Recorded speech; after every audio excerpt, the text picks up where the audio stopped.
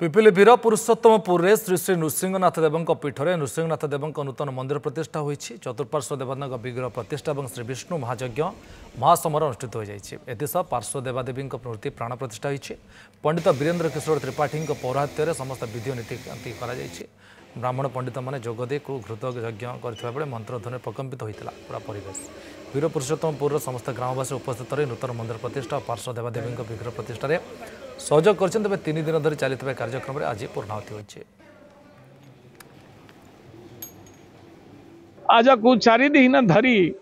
एही ठारे एही पवित्र यज्ञ एवं प्रतिष्ठा कार्य चालू अच्छी पाखरे महाप्रभु अछंती श्री शोभनाथ देव माँ पार्वती राणी मु ओडिशार नुह ओडिशा बाहरे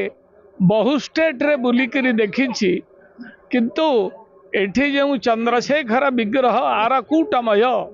आरकूटमय चंद्रशेखर विग्रह एवं वामवाहिनी माता दुर्गा को देखिली ताहा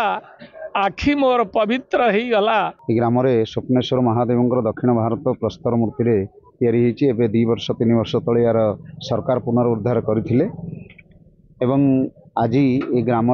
शीतल षष्ठी पर्व रे बहुत जागयज्ञ बहुत पर्व बहुत जोर पर्वपर्वाणी पालन करा जाए दियों विवाह कहते शिव पार्वती विवाह कहते शिव दुर्गा एठारे आमर जगन्नाथ सुभद्रा बलभद्र चतुर्धा मूर्ति अच्छी दुर्गा माधव उपासक दुर्गा पूजा 16 पूजा करा जाए एवं दुर्गा देवी बुलंती गाँव में